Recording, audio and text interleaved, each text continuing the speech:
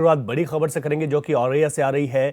DCM की चपेट में आने से एक युवक की मौत हुई है। औरैया से बड़ी खबर आपको बता रहे हैं। बाइक सवार अन्य युवक भी गंभीर रूप से घायल हुआ है।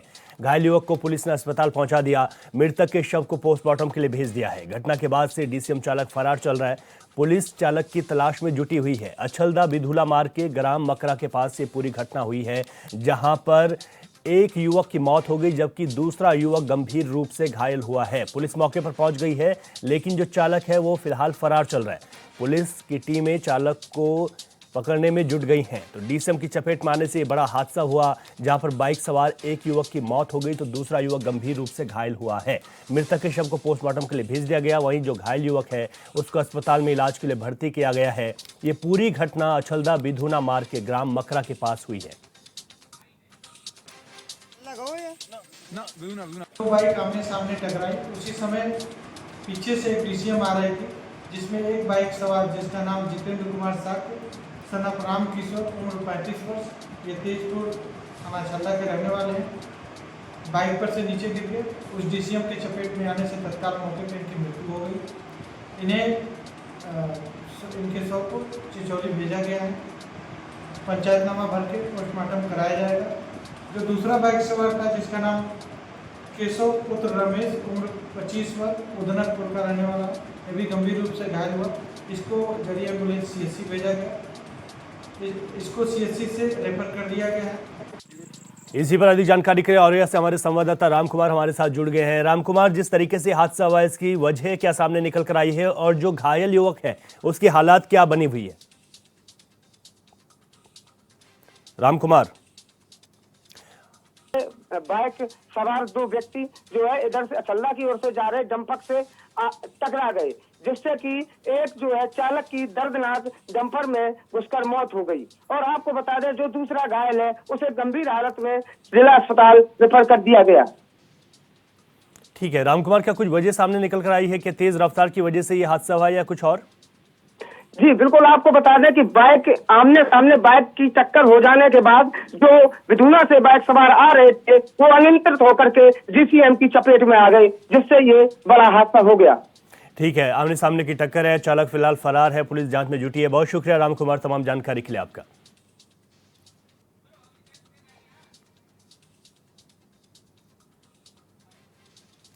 और इस वक्त बड़ी खबर रायबरेली से आ रही है। चाचा ने मासूम भतीजे की हत्या की है। रायबरेली से बड़ी खबर आपको बता रहे हैं। पीट पीट कर भतीजे को मौत के घाट उतार दिया। पुलिस ने आरोपी चाचा को गिरफ्तार कर लिया है। शव को कब्जे में लेकर पोस्टमार्टम के लिए भेजा गया है। मानसिक रूप से परेशान बताया जा रहा है आरोपी। गुरबख्शगंज थाना क्षेत्र के चंदवल गांव में ये घटना हुई है, जहां पर चाचा ने ही अपने भतीजे को मौत के घाट उतार दिया पीट पीट कर। तो ये बड़ी दुखद घटना हुई है और शव को कब्जे में लेकर पुलिस ने पोस्टमार्टम के लिए भेज दिया है। आरोपी चाचा मानसिक रूप से परेशान बताया जा रहा है। गुरबख्शगंज थाना क्षेत्र के चंदवल गांव का ये पूरा मामला है, जहां पर चाचा ने पीट पीट कर मासूम भतीजे की हत्या कर दी। तो अपडेट यह है कि पुलिस ने आरोपी चाचा को गिरफ्तार कर लिया है। शव को कब्जे में लेकर पोस्टमार्टम के लिए भेज दिया गया है। ये पूरी घटना आपको बता दें कि जो मानसिक रूप से परेशान आरोपी है और जिस तरीके से यहाँ पर ये पूरी वारदात हुई है, ये पूरी घटना गुरबख्शगंज थाना क्षेत्र के चंदवल गांव में हुई है। हालांकि पुलिस ने कार्रवाई करते हुए आरोपी चाचा को गिरफ्तार कर लिया है।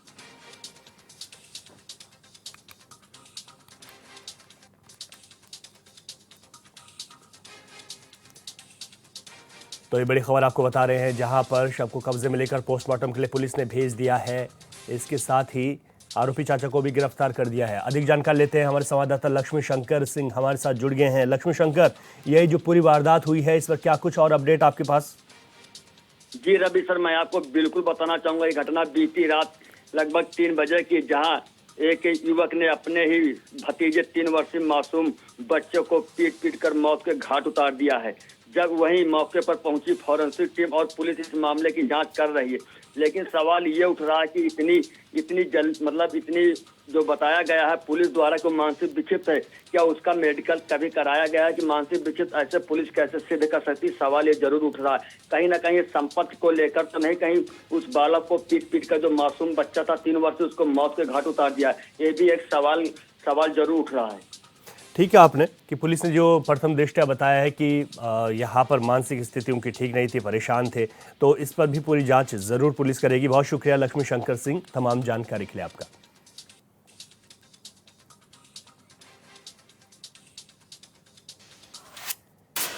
और इस वक्त बड़ी खबर है बरेली से। कैबिनेट मंत्री रेखा आर्य के पति के फार्म हाउस पर हादसा हुआ है। फार्म हाउस की दीवार गिरने से महिला और नौकर की मौत हो गई। फार्म हाउस पर साफ सफाई के दौरान यह हादसा हुआ। सूचना पर घटनास्थल पहुंची पुलिस और अफसर। पोस्टमार्टम के लिए नौकर का शव भेजा गया है। हाफिजगंज थाना क्षेत्र के गामीपुर सुंदरी गांव की ये पूरी घटना है। तो ये बड़ी खबर आपको बता रहे हैं, जहां पर बरेली में इस वक्त ये बड़ा हादसा हुआ। और बरेली में इस हादसे में कैबिनेट मंत्री रेखा आर्य के पति के फार्म हाउस पर जो हादसा हुआ, इस फार्म हाउस की दीवार गिरने से महिला और नौकर की मौत हो गई। फार्म हाउस पर साफ सफाई के दौरान ये दीवार गिरी, जो बताया जा रहा है। घटनास्थल पर पुलिस और अफसर पहुंच गए हैं। पोस्टमार्टम के लिए नौकर के शव को भेजा गया है। हाफिजगंज थाना क्षेत्र के गामीपुर सुंदरी गांव में ये फार्म हाउस है, जो कि उत्तराखंड की कैबिनेट मंत्री रेखा आर्य के पति का बताया जा रहा है।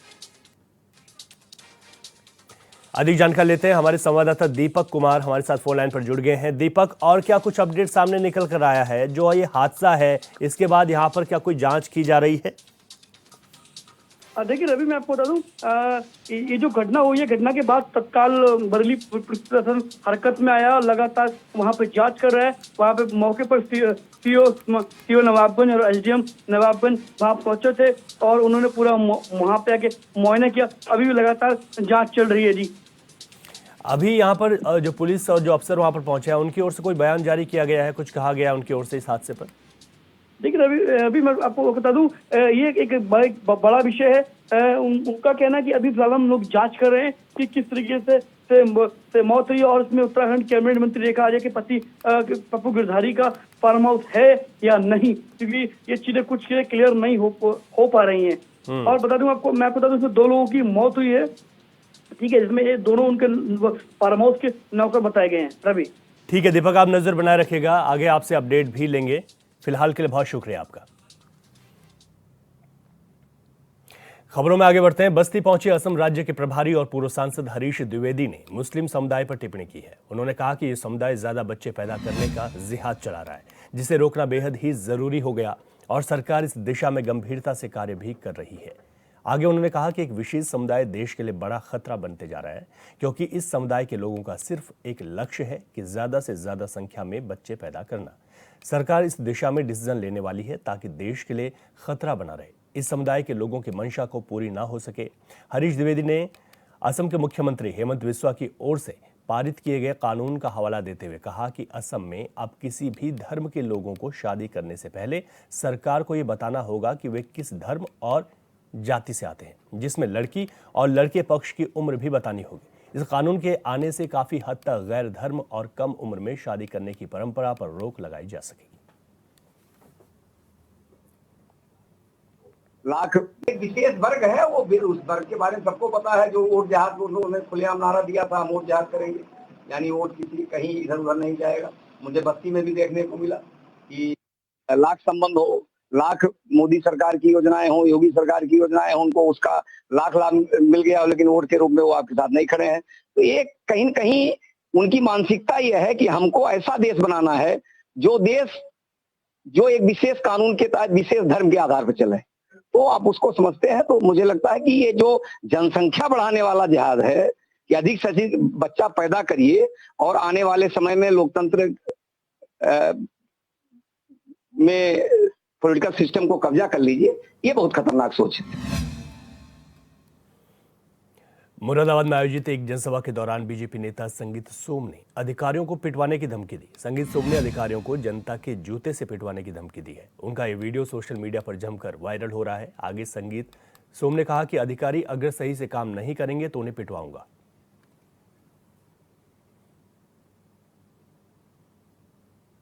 पत्रकार बहुत लोग कह देते, अभी एक वीडियो चल रहा था, बहुत से पत्रकार बंधु अभी मुझसे पीछे भी पूछ रहे थे, साहब आपने एक अधिकारी को धमकाया, आपका बड़ा वायरल हो रहा है वो वीडियो कि आपने एक अधिकारी को धमकाया। दूसरा नेता होता क्या कहता, नहीं नहीं मेरा वीडियो ही नहीं है, वो मेरी आवाज ही नहीं है। मुझसे अभी पत्रकार बंधु पूछ रहे थे कि आपने धमकाया, मैंने कहा हाँ मैंने ही धमकाया। कि क्यों धमकाया? मैंने कहा कम धमकाया, कम धमकाया। अगर सही से काम नहीं करेंगे, कानून का पालन नहीं करेंगे तो पब्लिक के जूतों से भी पिटवाऊंगा, अभी तो ये काम नहीं होगा। गाजीपुर में समाजवादी पार्टी के सांसद अफजाल अंसारी पर मुकदमा दर्ज कर लिया गया है। बता दें कि अफजाल अंसारी ने मीडिया में बयान दिया था कि गांजा की बिक्री वैध कर देनी चाहिए, क्योंकि बड़ी संख्या में लोग गाजीपुर के मठों में धार्मिक आयोजनों में गांजा पीते हैं। अफजाल अंसारी के इस बयान से साधु संतों में खलबली मच गई, जिसके बाद बयान पर पुलिस ने लोगों की भावनाएं आहत होने की बात कहते हुए ये मामला दर्ज कर लिया है।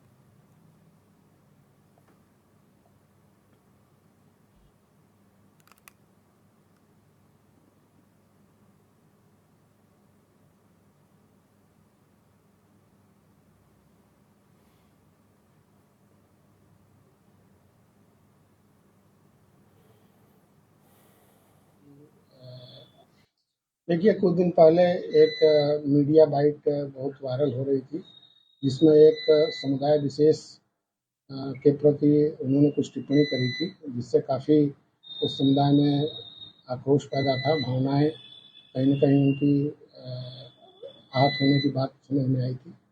इस पर समुचित धारा में रूप पंजीकृत किया गया है और विवेचनात्मक कार्रवाई हम कर रहे हैं। अमरोहा में आईजीआरएस के तहत शिकायतों के निस्तारण में लापरवाही पर डीएम गंभीर है। नियत समय में शिकायतों का निस्तारण न करने पर डीएफओ समेत 4 अधिकारियों को कारण बताओ नोटिस जारी किए गए। आईजीआरएस पर प्राप्त होने वाली शिकायतों के निस्तारण को लेकर शासन शुरू से गंभीर है। यहां दर्ज होने वाली शिकायतों के निस्तारण में देरी का असर जिले की रैंकिंग पर भी पड़ता है। डीएम निधि गुप्ता वत्स ने जिले में पदभार संभालते ही आईजीआरएस के तहत दर्ज होने वाली शिकायतों के निस्तारण को लेकर अपनी मंशा जाहिर कर दी थी, लेकिन इसके बाद भी जिले के अफसर शिकायतों के निस्तारण को लेकर गंभीर नहीं हुए, जिसके बाद डीएम ने डीएफओ एसपी सिंह समेत मंडी धनौरा की एसडीएम चंद्रकांता, पूर्ति निरीक्षक अमरोहा अमित कुमार श्रीवास्तव समेत कई अफसरों को कारण बताओ नोटिस जारी किया है।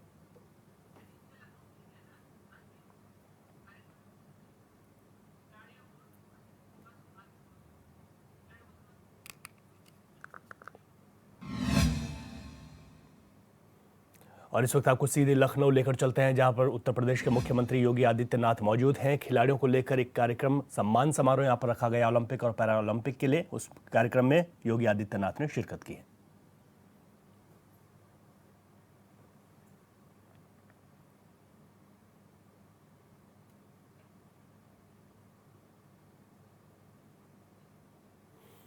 तो लखनऊ से सीधी तस्वीरें आप देख रहे हैं। मुख्यमंत्री योगी आदित्यनाथ इस कार्यक्रम में पहुंचे हैं। ओलंपिक पैरा ओलंपिक पदक विजेताओं का सम्मान समारोह ये कार्यक्रम है, जहां पर मुख्यमंत्री योगी आदित्यनाथ के हाथों यहां पर सम्मान दिया जाना है।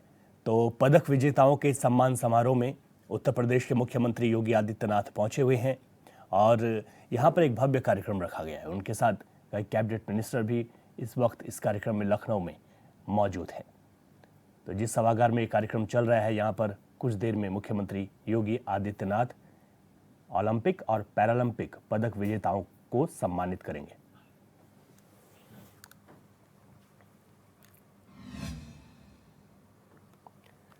आगे बढ़ते हैं। सहारनपुर में बीजेपी विधायक के याचिकाकर्ता पर मुकदमा वापस लेने के लिए दबाव डालने का मामला सामने आया। बता दें कि सरकारी अस्पताल में निर्माण कार्य में भ्रष्टाचार की पीआईएल हाईकोर्ट में दाखिल करने वाले भारतीय मानवाधिकार जागृति संगठन के राष्ट्रीय अध्यक्ष अशोक पुंडीर पर 27 सितंबर को धोखाधड़ी का मुकदमा दर्ज कराया गया था। पीड़ित का आरोप है कि बीजेपी विधायक ने दबाव बनाने के लिए किसी अन्य व्यक्ति से फर्जी मुकदमा दर्ज कराया है, जिसके बाद से उन पर हाईकोर्ट में दाखिल याचिका को वापस लेने का लगातार दबाव बनाया जा रहा है और उन्हें मानसिक रूप से प्रताड़ित भी किया जा रहा है। वहीं इस मामले को लेकर राजपूत सभा, भारतीय किसान यूनियन, भीम आर्मी और भारतीय मानवाधिकार जागृति संगठन के पदाधिकारियों ने एसएसपी से मुलाकात की, जहां एसएसपी ने मुकदमे को एक्सपंज करने और मामले में आगे की जांच शुरू करने के आदेश दिए।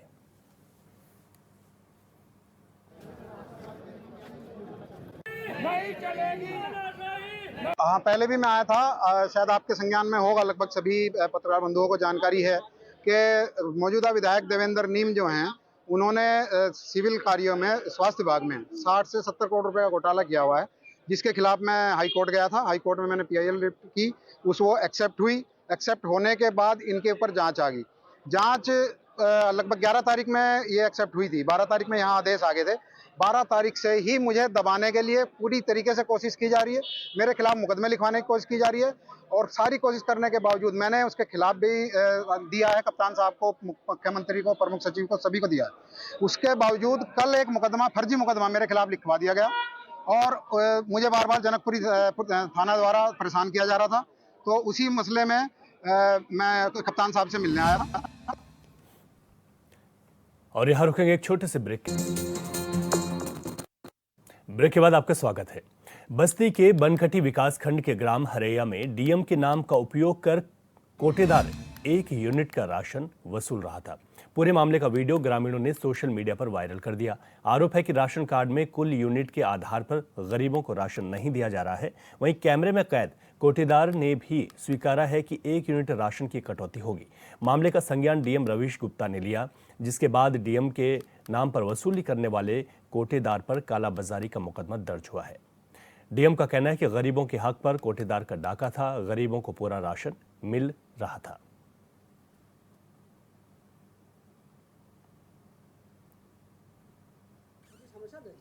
और कितना होता है? 75 रुपये। पैसा मत बताइए। हाँ। यूनिट 6 है तो आप 5 क्यों दे रहे हैं? आप आया है, कानून ना चल रहा है, पढ़ लो, DM का आदेश आया, पढ़ लो। आप पात्र नहीं। हाँ, तब आप गरीब है? गरीब नहीं है तो पूरा नहीं मिलेगा। यूनिट जितना हो उतना देंगे। हम लोग को भी तो पैसे भरना है, वो 1 यूनिट छोड़ देते, 25 किलो आप पाए तब खाए तो 30 किलो होता है। गाजियाबाद के मोदीनगर इलाके के यूसुफ मनौता में स्थित खाद्य तेल बनाने वाली फैक्ट्री में भीषण आग लग गई, जिसकी चपेट में 2 कंपनियां भी आ गई। वहीं आग लगने की सूचना मिलते ही पहुंची कई फायर ब्रिगेड की गाड़ियों ने कड़ी मशक्कत के बाद आग पर काबू पा लिया। अब फैक्ट्रियों में कूलिंग का काम जारी है।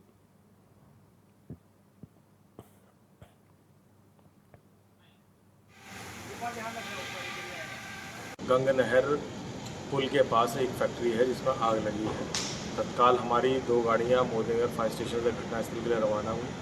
वहां जाके देखा तो 2 भागों में फैक्ट्री डिवाइड थी, जिसमें काजू का तेल निकालने का कार्य किया जाता था, साथ ही दूसरी तरफ गत्ते के रोल बनाने का कार्य किया जाता था, जिसमें काजू का तेल निकालने वाली फैक्ट्री में पूरी तरह से आग फैली हुई थी। साथ ही केमिकल के ड्रम्स भी थे, जिसमें विस्फोट लगातार जारी हो रहा था। आग की तीव्रता देखते हुए फायर स्टेशन वैशाली से, कोतवाली, घंटाघर कोतवाली से, साथ ही Sahiwal fire station, Loni fire station से भी गाड़ियां मंगाई। श्रावस्ती में LJP के नेता मनोज पाठक ने CMO पर भ्रष्टाचार और 29 लाख रुपए की धांधली का आरोप लगाया है। उन्होंने CMO पर बिना वर्क ऑर्डर के 5 फर्मों से 29 लाख रुपए भुगतान करने का आरोप लगाया। बताया गया कि DM के कार्यकाल से अंतिम दिनों में आपदा का पैसा CMO के खाते से निकाला गया था, जिसको लेकर LJP नेता ने CM योगी को पत्र लिखकर जांच की मांग की है। वहीं CMO ने सभी आरोपों को निराधार बताते हुए कहा कि तत्कालीन DM की संस्तुति पर भुगतान किया गया था।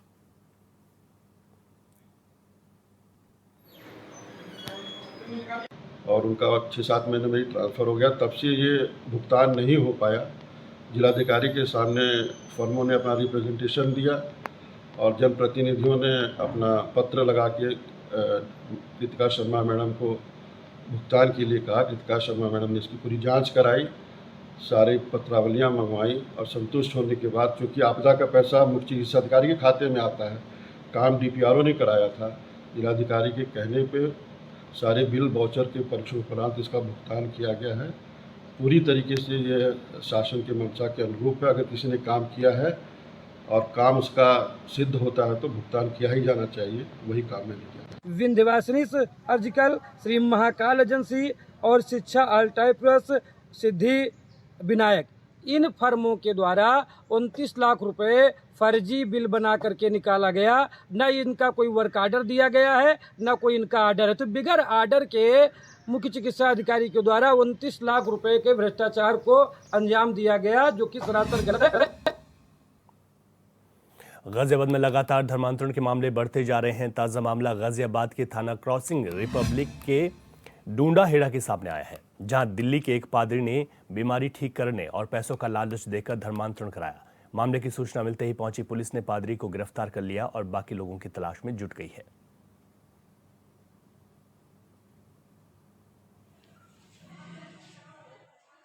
में डूंडा हेड़ा क्षेत्र में चल रहे अवैध धर्मांतरण के संबंध में एक लिखित सूचना प्राप्त हुई। सूचना के अनुसार हिंदू समाज के लोगों का प्रलोभन देकर एवं बीमारी के इलाज के नाम पर राजू नामक पादरी द्वारा अवैध धर्मांतरण करवाया जा रहा था। इस सूचना पर थाना क्रॉसिंग रिपब्लिक में तुरंत तत्काल एक अभियोग पंजीकृत किया गया और घटना की संवेदनशीलता को देखते हुए मुख्य अभियुक्त राजू के सहयोगी पंकज पुत्र हरवीर निवासी शांतिनगर को पुलिस ने गिरफ्तार कर लिया है एवं अन्य संबंधित व्यक्तियों की। सुल्तानपुर में आज पुलिस को बड़ी सफलता हाथ लगी, जहां पुलिस ने मुठभेड़ के दौरान 3 बदमाशों को गोली मारकर घायल कर दिया। फिलहाल घायलों का अस्पताल में इलाज जारी है। बता दें कि पकड़े गए तीनों बदमाश 20 सितंबर को हुई अज्ञात युवती की हत्या में शामिल थे। फिलहाल पुलिस ने मामला दर्ज कर आगे की कार्रवाई शुरू कर दी।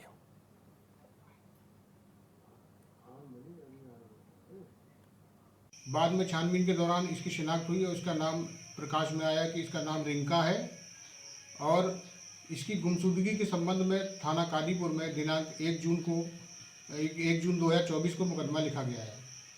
साक्ष्य संकलन से पता चला कि इसमें इसकी हत्या में 4 लोग शामिल हैं, जिनका नाम है सलमान, शहनशाह, सरवर व जावेद। वहीं पर सलमान से इसका शादी को लेकर के विवाद हुआ और पीड़िता ने दबाव बनाया कि मैं तुम चारों को जेल भिजवा दूंगी। इसके पश्चात इन चारों लोगों ने मिलकर के योजना बनाई और इसे रास्ते से हटाने का सोचा, जहां पर पीछा करने के दौरान इन तीनों अभियुक्तों ने पुलिस पर फायर खोल दिया। जवाबी कार्रवाई में तीनों अभियुक्तों को गोली लगी है, जिन्हें गिरफ्तार करके प्राथमिक उपचार के लिए